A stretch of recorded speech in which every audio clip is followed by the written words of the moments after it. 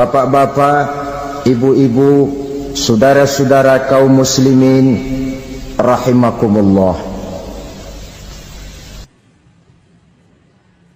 Murai di dahan dan koko ayam di kandang, dunia ini penuh dengan berbagai macam kesibukan. Sejak dari petani yang turun ke ladang, pedagang yang berangkat ke pasar, pelajar yang menuju sekolah, sampai kepada pegawai yang berangkat ke kantor, seluruhnya tidak lain untuk mencari sesuatu yang bernama bahagia. Setiap orang menginginkan kebahagiaan, dan tidak seorang pun menginginkan kesengsaraan dalam kehidupan ini. Namun nyatanya tidak setiap orang yang ingin bahagia mengetahui jalan yang harus ditempuhnya untuk sampai kepada kebahagiaan itu. Maka pada kesempatan pertemuan kali ini saya ingin menyampaikan sebuah hadis dari junjungan kita baginda Nabi besar Muhammad sallallahu alaihi wasallam yang termuat dalam kitab Mukhtarul Ahadits An-Nabawiyah, di mana beliau bersabda, arba'un min sa'adatil mar'i. Ada 4 perkara yang merupakan tanda dari orang bahagia. Saya mau tanya, di antara saudara-saudara yang hadir di sini, apa ada yang kepengen jadi orang sengsara? Ya. Seluruhnya tentu ingin mendapatkan kebahagiaan. Maka menurut resep dari Nabi kita, tanda orang bahagia itu 4. Jadi kalau saudara ingin bahagia, harus mempunyai 4 perkara ini. Yang pertama, orang bahagia itu kata Nabi, darun wasi'un. Punya rumah biar bagus asal gede. Enak ngaturnya, daripada sudah punya rumah kecil adanya di pinggir kali, gubuk, kalau hujan bocor miring lagi, kiamat. Loh, kalau gitu Islam materialis dong. Hadis ini boleh diartikan dengan makna hakiki, arti yang sebenarnya, boleh diartikan dengan makna majazi, arti kiasan. Kalau dia diartikan dengan arti kias, maka yang dimaksud darun wasi'un ay qalbun wasi'un. Rumah yang luas tidak lain daripada hati yang lapang. Karena di situ kunci kebahagiaan yang sebenarnya. Walaupun kita cuma tinggal di petak berukuran 2 kali 3 meter, kalau hati kita luas-luas rasanya rumah itu. Tapi biar rumah kita halamannya saja puluhan ribu hektar, ada kolam renangnya, kamar tidurnya tidak lagi terhitung. Kalau hati yang menempati rumah itu sempit, maka akan terasa sempit jugalah rumah itu. Tempat bergantungnya tidak lain adalah hati. Marilah kita mencoba melihat berbagai pandangan orang tentang bahagia ini. Ada orang menyangka bahwa bahagia itu kalau dia mendapatkan harta yang sebanyak-banyaknya. Siapa yang banyak harta, dialah raja. Apa yang dia mau, seluruhnya bisa dibeli. Keamanannya, dia bisa menyewa petugas. Seluruh fasilitas untuk menyenangkan kehidupannya bisa dibeli. Pendeknya, hartalah segala-galanya dalam kehidupan. Sampai ada pepatah mengatakan, innad darahima fil amakini kulliha taksur rijala mahabatan wa jalala. Sesungguhnya harta, dinar, dirham, uang di mana-mana selalu bikin hebat orang yang memilikinya. Coba lihat, orang yang punya duit sama yang enggak punya duit, jangan gaya hidupnya, gaya jalannya aja lain. Wahia lisanun liman arada fasahatan, wahia silahun liman arada qitala. Uang adalah senjata yang paling ampuh bagi orang yang mau pergi perang, dan lidah yang paling fasih bagi orang yang mau bicara.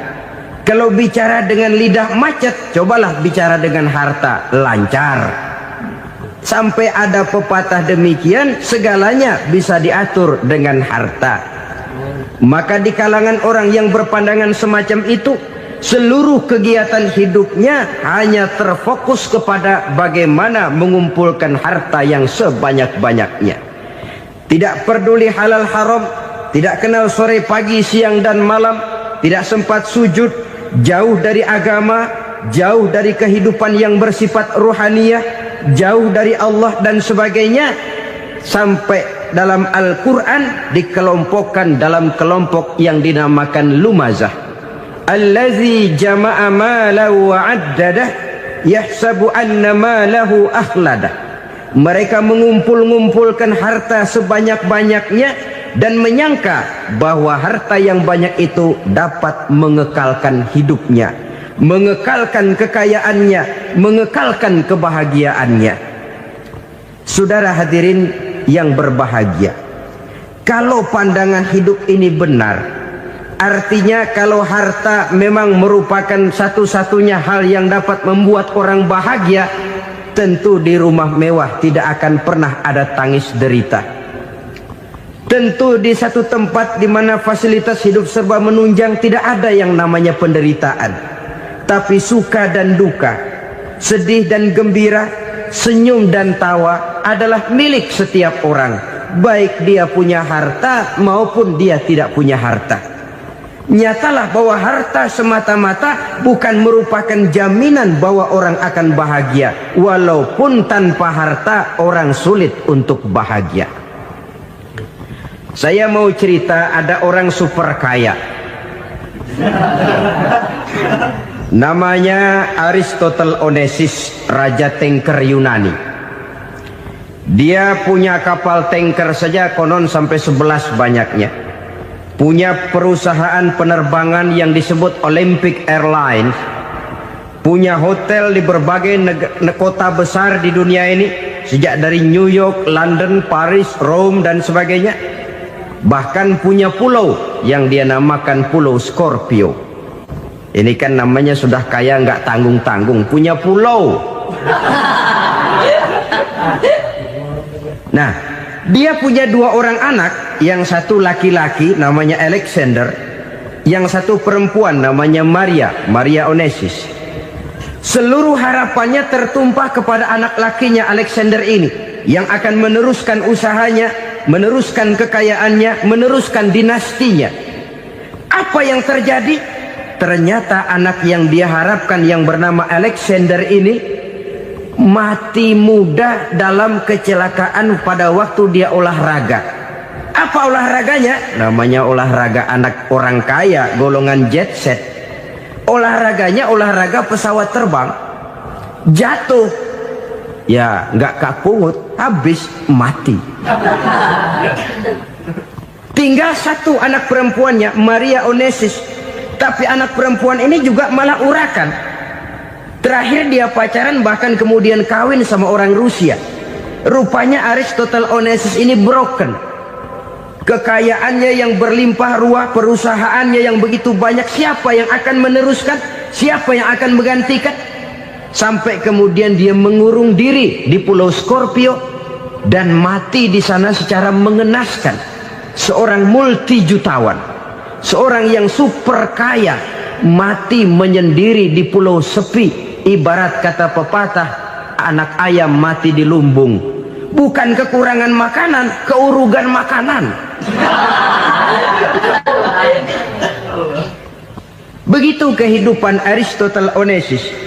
Dan banyak orang-orang yang sudah demikian kaya sampai dibingungkan oleh kekayaannya sendiri. Telusurilah kehidupan David Rockefeller misalnya, Henry Ford misalnya, Adnan Khashoggi misalnya. Multi jutawan yang kadang-kadang dibuat keder oleh kekayaannya sendiri. Pantas ketika Imam Ali ditawarkan orang, "Ya Ali, kalau kepadamu disuruh pilih ilmu atau harta, kau pilih mana?" Ya jelas pilih ilmu dong. Kenapa?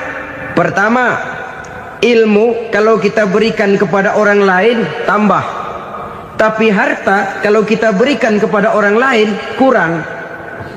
Saudara punya uang 10.000, dibagi orang 5.000, jelas uang saudara berkurang. Tapi saudara punya ilmu diberikan kepada orang lain bisa, saudara pun makin mantap. Tidak lantas jadi bodoh karena ngajarin orang. Saudara bisa Fatihah lalu mengajarkan orang Fatihah. Orang bisa, saudara pun makin hafal. Tidak lantas setelah diajarin orang ilmunya hilang. Begitu datang dia minta orang, tolong ajarin saya Fatihah, udah habis, nggak ada.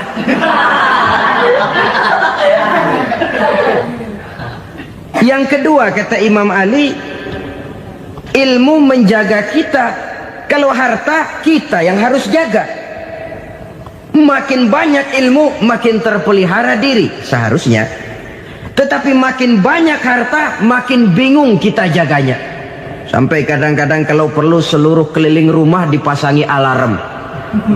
Belum cukup disewakan anjing besar-besar, pasang di depan pintu, awas anjing galak. Masih belum cukup juga, cari centeng tukang-tukang kepruk jaga rumah. Masih terasa belum aman, padahal rumahnya dikelilingi tembok besar. Di balik tembok ada pintu-pintunya tebal. Di balik pintu itu terbuka masuk kamar, kamar pun ada pintunya, pintunya pun kuat. Masuk ke dalam kamar ada lemari, lemarinya pun pintunya kuat, dikunci, kuncinya pun kuat. Tapi terhadap seluruhnya yang timbul cuma sekedar was-was saja. Kesimpulannya sekali lagi, tanpa harta orang memang sulit untuk bahagia. Tapi harta semata-mata tidak merupakan jaminan orang akan bahagia. Dengan hati yang luas, itu modal utama untuk mencapai kebahagiaan hidup. Orang yang hatinya luas, saudara-saudara, punya hati yang lapang, melihat kenyataan hidup ini, dia bersyukur senantiasa kepada Allah. Lantas tidak timbul hasud dan iri hatinya. Oleh karena itu, jiwanya selalu lapang. Kalau tidak, cupik hati namanya. Dangkal pandangan, tidak senang melihat orang lain dapat nikmat, dan itu sering dijadikan contoh. Kalau orang yang lapang dada, dia lihat tetangganya beli TV baru, dia berkata, alhamdulillah ya, tetangga kita beli TV, mudah-mudahan kita bisa ikut nonton. Lapang dadanya. Tapi orang yang sempit hati, lihat tetangga beli televisi, meriang. Enggak dia apa-apain, meriang. Besoknya dengar tetangga beli motor, makin sakit, ke rumah sakit. Lalu di rumah sakit dengar tetangganya beli mobil, mati. Disiksa oleh perasaannya sendiri. Orang kalau hati sudah sempit dalam hidup, kemanapun dia pergi, sempit rasanya medan kehidupannya. Kemudian kita melihat juga ada orang yang menilai bahwa bahagia itu katanya kalau punya kedudukan yang tinggi, pangkat yang agung, wibawa yang besar. Mungkin betul, tapi mungkin juga tidak. Bergantung kepada hati orang yang punya pangkat itu. Sama dengan harta tadi. Harta akan membawa bahagia kalau dia jatuh ke tangan orang yang berhati lapang. Tapi harta akan jadi bencana kalau jatuh ke tangan hati orang yang sempit. Pangkat akan membawa bahaya kalau jatuh di tangan hati orang yang sempit. Lebih dari itu, kenyataan mengajarkan kepada kita bahwa ternyata pangkat dan jabatan tidak selamanya memberikan kebahagiaan dalam kehidupan. Bahkan resikonya kelewat besar. Beberapa bukti kita bisa ambil dari para pemimpin dunia yang menjadi korban lantaran pangkat dan jabatan yang disandangnya. Saudara ingat Presiden Abraham Lincoln dan John Kennedy dari Amerika? Dibunuh orang. Park Chung-hee dari Korea Selatan, Ziaur Rahman dari Bangladesh, Anwar Sadat dari Mesir, terakhir Indira Gandhi dari India, menjadi korban dari pangkat dan jabatan yang disandangnya dari orang-orang yang tidak senang dia memegang jabatan itu. Dia akan mudah mengundang bencana. Sehingga pantas kalau seorang presiden terkemuka Amerika, Harry Truman namanya, dia mengatakan jabatan presiden itu, kata dia, seperti orang nunggang macan, naik macan. Harus kita taiki, kalau enggak dia bakal nerekam kita. Ngeri katanya. Adapun orang yang hatinya lapang, kalau dia menerima pangkat dan jabatan, dianggapnya itu satu kesempatan untuk berbuat baik. Tapi orang yang berhati sempit, menerima pangkat dan jabatan, bukan kadang-kadang menerima, malah berusaha setengah mati mencapai dengan segala cara. Kalau perlu jilat atas, jilat atas. Jadi golongan sumuhun dawu. Jadi kelompok kulon nuwun, yes sir, yang kerjanya cuma oke bos. Kalau perlu jilat atas, jilat atas. Kalau perlu injak yang bawah, injak yang bawah. Perlu sikut kiri kanan, sikut kiri kanan. Yang penting pangkat dapat, jabatan dapat. Orang yang semacam ini, kalau sudah mempunyai pangkat dan jabatan, biasanya dia tidak menganggap itu sebagai amanah, tidak menganggap sebagai kesempatan berbuat baik, tapi malah kesempatan untuk memperturutkan hawa nafsunya yang dilatar belakangi oleh kesempitan hatinya tadi. Apalagi kalau orang memperoleh pangkat karena banyak mengeluarkan uang. Seakan-akan pangkat dan jabatan itu sekarang macam proyek, pakai tender. Siapa yang berani bayar segini, naik. Nggak berani, minggir. Padahal logikanya, kalau orang mencapai satu jabatan karena banyak mengeluarkan uang, hampir bisa dipastikan bahwa setelah jabatan itu dia pegang, langkah pertama yang akan dilakukannya ialah berusaha bagaimana uang yang dia keluarkan supaya kembali. Ya paling kurang pulang modal dulu dong. Soal mikirin rakyat soal nanti, tapi ini modal harus pulang. Itu celakanya kalau orang memperoleh pangkat dan jabatan cuma karena banyak mengeluarkan uang. Jarang orang yang mempunyai keyakinan dan pandangan bahwa pangkat dan jabatan merupakan amanah. Jadi sekali lagi, pangkat dan jabatan mungkin saja membawa kebahagiaan kalau jatuh ke tangan orang yang berhati lapang. Tapi bisa jadi bencana kalau dia jatuh ke tangan orang yang mempunyai hati yang sempit. Dan lagi-lagi stresnya hati yang lapang. Lalu sebagian orang, saudara, ada yang berpandangan katanya bahagia itu kalau jadi orang terkenal, mempunyai popularitas, menjadi idola di kalangan remaja, di kalangan orang tua, di segala lapisan masyarakat. Padahal makin populer orang makin terikat dia.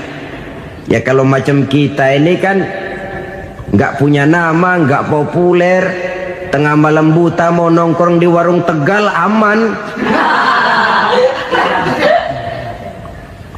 Tapi pangkat, jabatan, kedudukan, popularitas menyebabkan kita diikat dengan berbagai macam peraturan.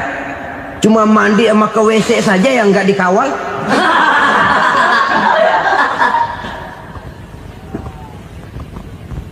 Benarkah popularitas, ketenaran membawa kebahagiaan? Mungkin. Ya, tapi mungkin juga tidak. Kenapa? Banyak orang-orang populer yang mengakhiri hidupnya secara tragis. Kita ambil beberapa nama. Di Amerika tahun 60-an ada bintang seksi paling terkenal yang dijuluki seks bom. Bom seks. Sampai sekarang jadi legenda, namanya Marilyn Monroe. Singkatan dobelnya itu inisialnya MM, Marilyn Monroe. Terkenal top sampai dia mati tahun 62, namanya sekarang masih saja dibicarakan orang. Kenapa dia bunuh diri? Tidak punya hartakah dia? Banyak. Kurang populerkah dia? Seluruh dunia mengenalnya. Sejak rakyat kecil sampai pejabat tinggi dia punya hubungan. Kenapa? Jenuh. Dia terlahir dalam keadaan yatim. Setelah itu tidak lama dia berangkat remaja, ibunya meninggal. Pindah dari wanita asuh ke wanita asuh sampai 12 orang ibu angkatnya. Dan kekecewaan yang paling parah, setiap laki-laki yang dekat dengannya hanya seperti kapal berlabuh. Datang dan pergi silih berganti, padahal dia merindukan seseorang yang bisa melindungi hidupnya. Dia rindukan itu dan dia tidak pernah menemukan. Itu yang akhirnya menyebabkan dia minum pil tidur kelewat dosis, minum obat tidur kebanyakan, ya tidur terus sampai sekarang.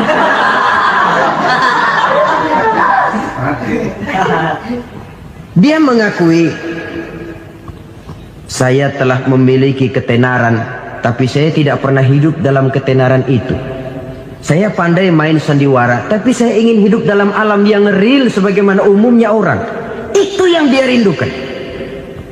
Menyusul jejak yang namanya Marilyn Monroe ini, Billie Holiday, saudara kenal tentu, di rumah sakit dirawat. Dia juga minum obat overdosis, mati lagi. Jimi Hendrix minum obat tidur overdosis kelewat batas, mati lagi. Lalu yang menghanyutkan diri di danau, Janis Joplin dan Brian Jones, ini orang-orang populer, orang-orang terkemuka yang mengakhiri hidup secara tragis, bukan karena tidak terkenal, mungkin karena sudah saking terkenalnya. Contoh paling belakangan, Bruce Lee. Wah, ini tukang-tukang kepruk tentu kenal siapa dia. Sampai sekarang pun tabir kematiannya masih merupakan misteri. Dan yang masih hidup juga menunjukkan gejala yang aneh. Michael Jackson, rumahnya di Beverly Hills itu dijaga sedemikian rupa, dan dia selalu curiga kepada setiap makanan harus steril, bersih dari segala macam kimia.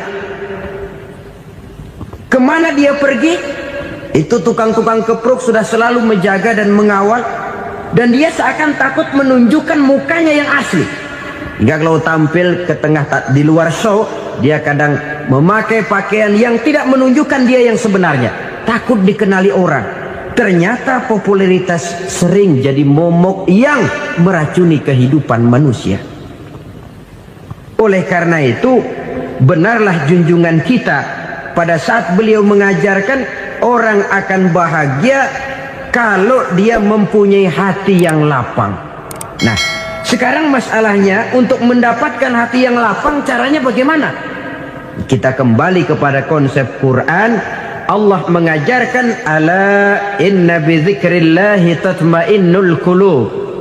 Ketahuilah bahwa dengan banyak mengingat Allah, hati akan tenang, jiwa akan lapang. Dengan kata lain, dekat dengan agama, merasakan kehadiran Allah dekat dalam hidup, itu muara pertama untuk mencapai hati yang lapang. Ala inna bizikrillahi tatmainnul qulub. Jangan macam orang sekarang ingin mendapatkan ketenangan lalu tapak di puncak gunung, di gua-gua, di tempat sepi. Iyalah kalau nggak ada ular. Kalau tergigit ular berbisa, ketenangan belum, mati jelas itu. Islam positif untuk mendapatkan ketenangan. Ala inna bizikrillahi tatmainnul qulubi. Bahwa ketahuilah bahwa dengan banyak mengingat Allah, hati akan tenang, jiwa akan lapang, nuansa pikiran akan luas. Karena yang namanya bahagia ada dimanapun manusia berada. Di kampung ada bahagia, di kota ada bahagia, di ngarai, di lembah, di gunung, di hutan, di lautan, di angkasa luar, dimanapun bahagia itu ada kalau kita bermodalkan hati yang lapang ini. Dan hati akan lapang kalau kita dekat dengan agama. Dekat dengan harta buat sementara hati mungkin tenang, tapi ketenangan yang relatif dan temporer. Apalagi orang tiap kali tambah harta, tiap kali tambah rencana, itu wajar. Mungkin sebelumnya saudara berpikir, kalau punya duit 5.000 enak nih. Begitu punya duit 5.000, aduh sayang kalau 10.000 aja. Tiap kali tambah harta, tiap kali lain rencana. Semakin banyak rencana, makin menjauhkan kita dari yang namanya ketenangan.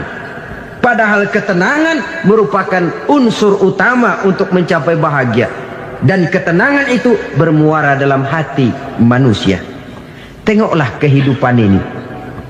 Orang yang banyak harta dengan orang miskin, berbedakah rasa sakit yang mereka tanggungkan? Rasanya tidak. Walaupun si kaya tidur di kasur empuk berselimutkan sutra mahal, sementara si miskin meringkuk di balai bambu yang keras dan kasar. Apabila maut datang, dia juga tidak pernah pilih bulu. Maut datang menjemput si kaya di singgasana keemasannya, dikelilingi oleh para pengasuh, dayang dan idang serta para pengawal. Dan maut pun datang menjemput si miskin papa, sehingga ia tergelepar di tepian jalan. Kedua-duanya bernama mati. Kalau nyata bahwa sakit yang ditanggung si kaya tidak beda dengan sakit yang ditanggung si miskin, bukan harta semata yang membuat orang bahagia. Hati yang tenang, jiwa yang lapang penuh kedamaian, karena banyak berzikir dan mengingat Allah, itu merupakan modal utama untuk mencapai sesuatu yang bernama bahagia.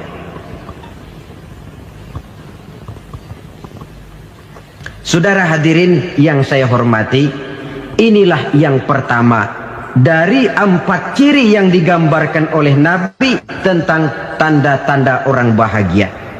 Dan harus berangkat dari yang pertama ini, hati yang lapang. Ini yang harus kita miliki lebih dahulu, baru nanti akan menyusul kepada poin yang ketiga, kedua, dan selanjutnya. Sebab kalau hati sudah terisi dengan jiwa yang lapang, seluruh persoalan insya Allah akan bisa kita atasi dengan sebagaimana mestinya. Yang kedua sekarang, tanda orang bahagia menurut baginda Nabi, markabun syariah. Orang bahagia itu, kata beliau, punya kendaraan biar cepat asal lancar. Artinya kemana dia mau pergi mudah. Apa maksud hadis ini? Kalau kita kaji lebih dalam, kendaraan itu kan alat transportasi. Transportasi tidak lain adalah usaha memudahkan komunikasi.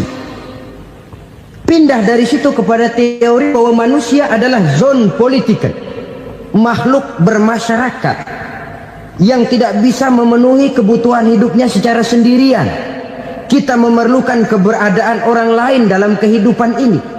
Untuk memakai baju saja kita sudah perlukan petani yang tanam kapas, pabrik yang memintal kapas jadi benang, pabrik yang menenun benang jadi kain, sampai kepada mesin jahit, sampai kepada tukang jahit. Itu cuma untuk memakai pakaian saja. Tidak seorang pun di antara kita yang sanggup memenuhi kebutuhan hidupnya secara sendiri. Kita perlu orang lain. Maka kebebasan dalam arti mutlak, kebebasan tanpa batas, itu tidak mungkin ada dalam kehidupan. Karena kita mengadakan yang disebut interaksi sosial. Setiap kegiatan kita tentu melibatkan orang lain. Menurut kita barangkali kita bebas jalan di jalan raya semaunya, tapi orang lain berkendaraan pun merasa bahwa ini ada juga jalan haknya, dan begitu selanjutnya. Oleh karena itu, maksud dari kendaraan yang cepat ini adalah khulata'uhu ma'as solihin. Lingkungan pergaulannya terdiri dari orang-orang soleh. Pergaulannya luas. Kemana dia pergi ada temannya. Kesulitannya ada tempat dia cerita. Dan kesulitan kalau sudah diceritakan kepada orang lain, taruh kata orang itu tidak bisa menolong, namun menceritakannya kepada orang yang kita percayai, kan paling kurang sudah mengurangi beban jiwa, mengurangi tanggungan batin, merasa masih ada tempat kita cerita. Maka lebih baik orang awam yang mau bergaul ketimbang orang setengah alim tapi ngunci pintu. Sebab nantinya akan timbul sikap picik, cupik pandangan, dan tidak luas menghadapi kenyataan dalam kehidupan ini. Namun yang harus kita garis bawahi, pergaulan memang mesti luas. Namun jangan sekali-kali lupa bahwa pergaulan sangat besar pengaruhnya dalam ikut membentuk kepribadian manusia. Sehari-hari bisa kita bilang, kalau kita dekat sama tukang minyak wangi, sekalipun nggak dibagi minyaknya, baunya tentu dapat. Betul? Tapi dekat sama tukang elas, walaupun nggak kena apinya, asapnya mesti kena. Kalau Syauqi mengatakan lebih jelas lagi, man asyaral asrafa asa musyarrafan wa muasyiral anzali ghairu musyarrafin. Awalam taral jildal hakira muqabbalan bisagri lamma sara jildal mushaf. Siapa yang bergaul dengan orang mulia, dia bakal ikut menjadi mulia. Tapi siapa yang berteman dengan orang hina, dia tidak bakal ikut menjadi mulia. Tidakkah kau lihat, kata Syauqi, kulit kambing yang hina pun dicium orang ketika menjadi kantong Quran. Kulit kambing hina, kalau dia sendirian gak ada yang mau cium. Tapi begitu dia bergaul dengan Quran, menjadi kantong Quran, dipakein minyak wangi, ditaruh di tempat yang tinggi, mau diambil dicium dulu, dibawa dengan penuh hormat dan hati-hati. Kulit kambing yang hina lantaran berteman dengan Quran, numpang mujur. Tapi coba lihat kalau kulit kambing berteman dengan kayu, jadi beduk, habis. Zohor dikemplang, asar dipukul. Itu pun sedikit saja, cuma salah milih teman. Yang temannya Quran dihormati orang, yang temannya kayu lantaran jadi beduk, gelap-gelap subuh orang udah kemplangin.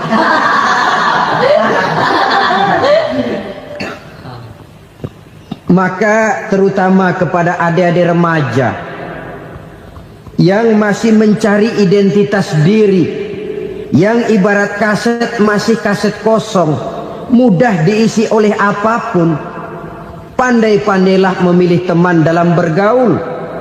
Karena banyak orang yang tadinya baik-baik, ketika terseret dalam pergaulan dengan orang yang tidak baik, kebaikannya menjadi lentur dan luntur. Tapi berapa banyak bajingan-bajingan tengik, orang-orang yang berlumur noda dan dosa, tiap hari melakukan maksiat, namun bergaul dengan orang yang baik-baik, pada akhirnya sedikit demi sedikit beringsut dan berangsur dia terbiasa mengikuti kebaikan-kebaikan. Saya tekankan ini kepada remaja karena mereka masih mencari identitas diri. Apa yang mereka lihat mereka mau, apa yang mereka dengar mereka ingin tahu. Coba lihat kehidupan remaja. Pulang nonton film Rambo, pengen jadi Rambo, gagah, maunya belekai melulu. Pulang nonton film Superman, pengen bisa terbang. Pulang nonton India, nyanyi melulu. Wajar, mereka masih mencari identitas diri. Saya ini sebenarnya siapa? Lingkungan, pergaulan akan membentuk itu. Karena itu pandai-pandailah bergaul, karena ia sangat besar pengaruhnya dalam ikut membentuk kepribadian manusia. Apalagi sifat yang jelek lebih cepat menularnya ketimbang sifat yang baik. Sifat yang baik, watak yang soleh itu lambat sekali untuk menular. Tapi yang tidak baik, kan prosesnya mah kalau remaja biasanya mula-mula dengar. Karena dengar lalu pengen tahu. Karena pengen tahu lalu ngeliatin. Begitu ngeliatin kan pengen nyobain. Setelah nyobain ketagihan. Nah, ini prosesnya. Yang namanya ganja, morfin, narkotik, awalnya kan begitu. Mula-mula denger, katanya kalau sudah fly to the sky, sudah melayang ke langit, katanya disitulah puncak kebahagiaan. Mulanya cuma denger. Karena denger pengen tahu. Karena pengen tahu lalu ngeliat, kumpul sama orang yang suka ngeganja. Setelah ngeliat, nah pengen ngerasain. Begitu ngerasain enak juga, ketagihan. Kalau sudah ketagihan jadi penyakit kronis, bisa merembet kepada yang lain. Iya, kalau orang tuanya mampu untuk beli morfin, beli ganja. Kalau tidak kan pikirannya ngayap, jemuran siapa ya gue sabet. Timbullah perbuatan-perbuatan negatif yang bermula dari salah pergaulan. Apalagi buat adik-adik remaja yang tinggal di kota-kota besar, yang pengaruh budaya, pengaruh kesenian, pengaruh struktur kehidupan yang nampak makin individualistis, di mana persaingan tajam, tensi ekonomi tinggi, orang mudah mengalami stres. Pandai-pandailah dalam bergaul, sekali lagi, karena ia sangat besar pengaruhnya dalam ikut membentuk kepribadian manusia. Orang bahagia punya kendaraan yang cepat, artinya punya pergaulan yang luas, dan lingkungan pergaulannya terdiri dari orang-orang yang soleh. Kemana dia pergi ada teman, kesulitannya ada tempat dia cerita. Tapi kalau sudah menyendiri, hidup sendiri, kesulitan dipikiri sendiri, bisa mati belum waktunya. Tidak ada tempat berbagi rasa, tidak ada tempat bercerita, tidak ada tempat mengurangi beban dalam kehidupan. Pantas betul kalau Islam sangat menggalakkan dan menganjurkan orang kalau sudah sampai waktunya itu untuk melangsungkan nikah. Kata Nabi, ya ma'syaras syabab man istata'a minkumul ba'at falyatazawwaj. Hai para pemuda, kalau sudah mampu memberi nafkah, kawinlah, nikahlah kamu. Kenapa? Sudah ada teman hidup, tempat berbagi rasa. Kesulitan kalau ada tempat cerita akan lebih ringan ketimbang kita telan sendiri, walaupun bobot kesulitannya sama beratnya. Saudara-saudara kaum muslimin rahimakumullah, inilah ciri yang kedua, punya kendaraan biar cepat asal lancar. Kemana kita mau pergi gampang. Dengan kata lain, setelah hati yang luas, pergaulan yang luas. Dua. Yang ketiga sekarang, tanda orang bahagia itu menurut Nabi, misbahun mudhi'un, punya lampu yang terang. Oh, itu enggak problem. Sekarang sudah zamannya listrik masuk desa, Pak. Lampu sudah terang semua. Betul, kalau itu yang dimaksud. Tapi tidak cuma itu. Karena lampu yang dimaksud di sini, lampu yang akan menerangi seluruh perjalanan hidup. Dan perjalanan hidup itu sudah dimulai sejak kita terlahir ke alam ini, sampai masuk ke alam barzah, kumpul di padang mahsyar, sampai ke akhirat. Lampu yang menerangi itu yang diperlukan. Kalau lampu, katakanlah yang paling top sekarang kan lampu jenis Mercury. Taruhlah itu di rumah kita, dia cuma menerangi rumah kita, menerangi hati pun tidak sanggup. Bila kita masuk ke alam barzah, alam kubur, sanggupkah si Mercury yang begitu terang menerangi alam barzah kita? Tidak sanggup lagi. Sanggupkah lampu yang ratusan watt, bahkan puluhan ribu watt menerangi kehidupan di padang mahsyar? Tidak akan sanggup lagi. Kalau demikian, yang dimaksud lampu yang terang di sini apa? Tidak lain amal soleh, kebajikan yang kita lakukan dalam hidup. Itu yang akan jadi lampu penerang. Di dunia nama kita akan terang, jasad kita boleh hancur terkubur tanah, tapi nama kita akan dikenang orang. Begitulah kalau orang meninggalkan kebajikan dalam hidup seperti sekarang. Ribuan orang tiap saat berziarah ke kubur Imam Syafi'i, ke kubur Imam Malik, ke kubur Imam Ghazali, ke kubur orang yang baik-baik, orang yang soleh-soleh.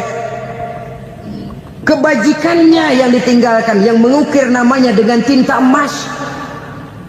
Sehingga saudara sudah terbaring di alam kubur, orang lewat, Allah, ini kuburannya Fulan bin Fulan, dulu ini kebaikannya Masya Allah, saya ikut merasakan. Mari kita mampir sebentar, kita Fatihah.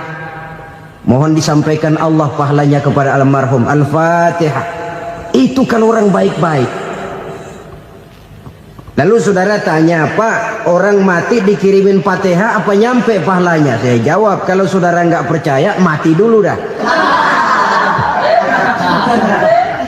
Nanti saya Fatihain, tungguin di sana. Umpama nggak sampai, balik lagi kemari. Sekarang ini kan maunya otak-otakan saja. Kalau nggak masuk otak, nggak percaya. Padahal alam gaib itu nggak bisa diotak-otakin. Sama saja dengan saudara pernah dengar cerita kapal tanpa emas tenggelam kan? Pernah nggak? Di mana? Malembo. Ya, di laut Masa Lembo. Begitu ketampung Mas tenggelam, ratusan penumpang itu terjun ke laut, dipermainkan gelombang, berjuang menghadapi maut itu. Orang lagi timbul tenggelam di lautan, dihantam ombak, kita tengokin pakai helikopter. Pak, lagi timbul tenggelam ya? Iya, tolongin. Jangan khawatir Pak, nih saya kirim intan Pak, harganya 10 juta. Kira-kira orang yang timbul tenggelam di laut seneng nggak? Ya. Kan mahal toh intan 10 juta. Kenapa dia nggak senang? Karena intan 10 juta dalam kondisi seperti itu tidak sanggup menyelamatkan dia. Dia akan girang kalau dikirimin ban mobil bekas, dikirimin papan terentang atau bambu. Intan yang 10 juta dia nggak girang, ban mobil bekas yang 1000 perak tuh pegang, itu yang dia girang betul. Inilah sebabnya Nabi berkata, mal mayyitu fi qabrihi illa kal ghariqil mutaghawwis. Orang yang meninggal di alam kuburnya seperti orang timbul tenggelam di lautan. Yantaziru da'watan min ahli, menunggu doa dari keluarganya yang masih hidup. Duh, bapak saya sudah meninggal, saya sayang benar sama dia. Kirimin kulkas ke kuburannya Itu sama saja dengan tadi orang tenggelam di lautan dikirimi intan yang harganya 10 juta, tidak sampai. Begitulah kalau kebajikan yang kita tinggalkan dalam hidup, sudah mati pun kubur kita masih diziarahi orang. Tapi kalau jahat yang kita tinggalkan, boro-boro lah orang mau doa lewat dekat kuburan kita juga serem. Tuh bajingan no, dulu mati dipendem di situ tuh. Jangan lewat situ, ntar kesurupan, jangan. Lewat saja orang ngeri. Konon lagi membacakan Fatihah dan mengirimkan doa. Hidup pada hakikatnya adalah kesempatan untuk berbuat baik. Maka sekali kesempatan itu diberikan, manfaatkan dengan sebaiknya. Sebab kesempatan kedua tidak akan pernah ada. Kesempatan berbuat baik di sini, di akhirat sudah pembalasan namanya. Sekali kesempatan itu dicabut, dia tidak akan pernah dikembalikan lagi. Kata Iqbal, hidup tidak mundur ke belakang, Bung. Berhenti diinjak orang, mundur hancur. Tidak ada kata mundur dalam hidup ini. Berhenti diinjak orang, mundur kecebur. Tidak ada kata lain, harus maju dalam kehidupan dalam artian yang positif. Hidup adalah kesempatan untuk mengumpulkan kebajikan yang sebanyak-banyaknya. Di situ nilai daripada manusia. Sekarang ini memang nggak kelihatan kok, orang yang banyak pahala sama yang banyak dosa nggak kelihatan kok. Barangkali kalau habis bikin dosa palanya pada benjol, mungkin orang takut sama dosa. Tapi sekarang sama saja, orang yang banyak dosa dengan yang nggak banyak dosa jalan bareng dari belakang, sama, nggak kelihatan beda. Tapi ada waktunya di mana pahala memegang peranan, di mana dosa diperlihatkan. Sama saja kalau kita bawa mobil siang, lampu kan nggak begitu berfungsi. Apa lalu bilang, alah ini lampu berat-beratin, copot-copotin aja dah. Tidak perlu begitu. Kenapa? Pada suatu saat malam senja akan datang. Bila matahari terbenam, senja pun datang, gelap mulai merayap, disitulah baru terasa perlunya lampu. Pahala begitu. Sekarang orang yang nggak ada pahalanya nggak kelihatan dalam kehidupan. Tapi pada suatu saat senja kehidupan akan datang. Ajal merenggut nyawa, malam merayap, dan hidup mulai diliputi kegelapan di alam barzakh. Dikala itu kalau nggak punya lampu, alangkah malangnya kita. Sebab amal yang baik, kata Nabi, di alam barzakh itu akan diciptakan menjadi perempuan yang cantik menemani kita. Amal yang jahat akan menjadi orang yang paling jelek nemenin kita. Sudah di tempat gelap yang nemenin jelek.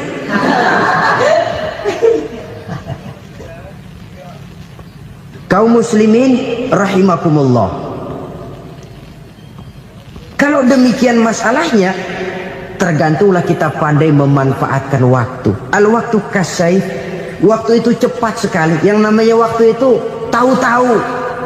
Tahu-tahu udah tahun 87. Tahu-tahu udah begitu. Tahu-tahu yang kemarin anak-anak, sekarang udah pada punya anak. tahu-tahu saja itu. Begitu cepat waktu berlalu. Kalau tidaklah pandai kita memanfaatkannya, akan rugi kita. Nabi bersabda, "Man kana yaumuhu khairun min amsihi fahuwa rabih." Barang siapa yang hari ini lebih baik daripada hari kemarin, itu orang untung. Hari ini lebih baik daripada kemarin. Bulan ini lebih baik dari bulan kemarin. Tahun ini lebih baik dari tahun kemarin. Itu orang yang beruntung. Tahun kemarin sembahyangnya maghrib doang, sekarang udah tambah isya. Tahun kemarin cuman Idul Fitri aja ngancem bener, sekarang udah tambah Jumat, lalu tambah lagi maghrib, tambah lagi isya, dan selanjutnya. Hari ini lebih baik daripada kemarin, itu orang yang beruntung. Wa man kana yaumuhu mithlu amsihi fahuwa khasir. Lalu barang siapa yang hari ini sama saja dengan hari kemarin, itu orang rugi. Hari ini sama dengan kemarin, rugi itu. Bulan ini begitu, bulan kemarin begitu, tahun ini begitu, tahun lalu juga begitu. Rugi itu orang. Rugi apa? Rugi umur. Umur tambah, amalan gak pernah tambah. Dan saya pikir lebih merupakan azab ketimbang nikmat kalau orang dikasih panjang umur cuma untuk numpuk dosa. Mending mana? Panjang umur banyak dosa sama pendek umur dikit dosa. Mending mana? Mending mana? Ya, paling mending tentu panjang umur banyak pahala. Tapi kalau tidak, sekali lagi, lebih merupakan azab ketimbang nikmat kalau orang diberikan panjang umur tapi cuma untuk sekedar menumpuk dosa. Kehilangan kesadaran bahwa dunia bukan terminal akhir dari satu perjalanan. Dia cuma halte di mana kita berhenti sebentar untuk menuju kepada terminal yang hakiki. Saudara-saudara kaum muslimin rahimakumullah, inilah lampu yang akan menerangi kehidupan. Amal yang kita lakukan di dalam kehidupan. Jadi yang dimaksud dengan lampu yang terang, kebajikan yang kita kerjakan dalam hidup. Nah, setiap orang di awal tadi saya bilang ingin bahagia. Bahagia itu kan hakikatnya kumpulan senang dan selamat. Senang, selamat. Apa bedanya? Senang tapi tidak selamat, nggak bahagia. Selamat tapi nggak senang, nggak bahagia orang. Contoh, kalau orang korupsi, duitnya banyak, senang dia, tapi keselamatannya. Ada tentara baris di samping rumahnya udah bingung, padahal tentara latihan. Tentara cuma latihan, dia bingung. Senang, tapi karena keselamatannya tidak terjamin, dia tidak bahagia. Sebaliknya pegawai negeri jujur benar, cuma segaji-gajinya, selamat nggak korupsi, tapi melarat, ya nggak bahagia juga, kurang senang. Kesenangan dan keselamatan untuk dunia saja, ya sekali lagi, kalau cuma sekedar untuk dunia saja, bisa dibeli pakai uang. Bisa dibeli pakai uang. Saudara ingin selamat, bisa dibeli pakai uang. Saudara ingin senang, bisa dibeli dengan uang. Tapi setelah mati, masuk ke alam barzakh, habis kekuasaan uang. Nggak bisa lagi beli keselamatan pakai uang. Tidak mungkin lagi membeli kesenangan dengan uang. Di situ pahala yang megang peranan. Makin banyak pahala, makin banyak saham untuk membeli kesenangan dan keselamatan, untuk memperoleh yang namanya bahagia. Dan jangan lupa loh, di alam barzakh kita nggak sebentar, menunggu datangnya kiamat. Loh iya, kalau kita begitu dikuburin terus kiamat datang, untung. Tapi kalau masih harus 1000, 2000, puluhan ribu tahun yang akan datang, dalam satu penantian yang begitu lama, tanpa saham untuk memperoleh kebahagiaan, satu kemalangan yang tidak ada pernah putus-putusnya. Janganlah tergelincir oleh kebahagiaan sebentar yang menipu dengan mengorbankan kebahagiaan hakiki yang berjangka panjang. Apa artinya senyum sejenak kalau harus ditebus dengan tangis seumur hidup? Biarlah kita minum jamu, pahit memang, getir memang, tapi kan besok badan sehat. Daripada sekarang minum sirup, manis memang, enak memang, tapi bibir pada jontor besoknya. sirawan, batuk, nggak karu-karuan. Banyak orang tertipu oleh kesenangan yang sebentar. Padahal laisa kullu ma yalma'u zahaban. Belum tentu semua yang berkilat itu emas. Belum tentu semua yang gemerlap itu intan. Karena itu marilah manfaatkan kesempatan yang diberikan Allah ini untuk mengumpulkan kebajikan yang sebanyak-banyaknya. Yang terakhir sekarang, yang keempat, tanda orang bahagia kata Nabi. Zaujatun salihah. Orang bahagia itu tanda yang keempat kata Nabi, punya istri biar cakep asal taat. Sudah surga itu, cakep taat. Istri kayak gitu, kalau belum mati jangan dikuburin dulu itu. Sudah cakep taat lagi. Tapi kadang-kadang enggak, udah jelek ngadat melulu. Apa yang mau dipilih? Sebab itu Quran mengatakan istri pakaian untuk suami, suami pakaian untuk istri. Kenapa suami istri diibaratkan pakaian? Alangkah tingginya gaya bahasa Quran ini. Suami istri teman hidup, hidup perjalanan panjang. Sejak kita dalam rahim sudah ada hidup kan di sini. Sampai ke alam dunia, masuk ke alam barzah, kumpul di padang mahsyar, sampai menuju akhirat, itu perjalanan hidup. Carilah istri atau suami teman hidup yang membawa manfaat tidak hanya kehidupan di dunia ini, sampai di alam barzah, sampai di padang mahsyar. Suaminya mungkin meninggal lebih dulu atau istrinya mungkin meninggal lebih dulu. Tapi suami atau istri yang masih hidup berbuat kebajikan. Suami saya meninggal, ada hartanya, saya sedekahkan, niat pahala untuk almarhum suami saya. Ini teman hidup. Tidak dibatasi dan tidak bisa dipisahkan oleh maut sekalipun. Zohirnya mungkin pisah, badannya mungkin pisah, tapi hatinya, jiwanya, kebersamaannya dalam menghadapi kehidupan. Karena itu, saudara-saudara, bahasa Quran indah. Suami istri diibaratkan seperti pakaian. Apa fungsi pakaian? Pertama, pakaian jadi kebanggaan. Artinya, suami harus menjadi kebanggaan istri, istri harus jadi kebanggaan suami. Yang kedua, pakaian itu kan fungsinya menutup aurat. Artinya sesama suami istri harus saling menjaga kekurangan masing-masing. Jangan malah sesama suami istri saling membongkar rahasia dan aibnya sendiri-sendiri. Istrinya diceritain jeleknya di mana-mana, atau suaminya dibongkar rahasianya di pasar umum. Itu sudah tidak lagi berfungsi sebagai pakaian.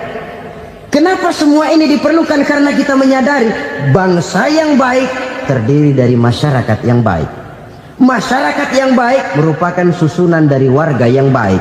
Warga yang baik adalah terdiri dari rumah tangga yang baik. Dan rumah tangga yang baik merupakan susunan dari pribadi yang baik. Dari situ langkah dimulai. Membangun satu bangsa yang baik diawali dengan membangun rumah tangga yang baik, dengan menciptakan pribadi-pribadi yang baik. Sehingga dari sini diharapkan berkembanglah nilai-nilai kebaikan. Orang akan bahagia mempunyai istri yang soleh. Kenapa? Tidak ada seorang suami bisa sukses jadi apapun dia, apapun profesinya. Dokterkah, kiaikah, mubalikah, petanikah, pengusahakah, pejabat tinggikah, tidak ada seorang suami yang bisa sukses tanpa peran serta istrinya. Walaupun memang peranan itu tidak begitu kelihatan, tapi sangat menentukan. Karena itu, saudara hadirin yang saya hormati, Islam sangat menghargai kaum wanita, memberikan kedudukan yang tinggi sepanjang tidak mematikan kodrat kewanitaannya. Nah, kalau sudah kesuksesan ini diawali dari rumah tangga, karier di masyarakat mudah untuk dikejar. Tapi keberantakan di rumah tangga merupakan kegagalan pertama di tempat lain. Nah, inilah saja yang dapat Al-Fakir sampaikan pada pertemuan kali ini.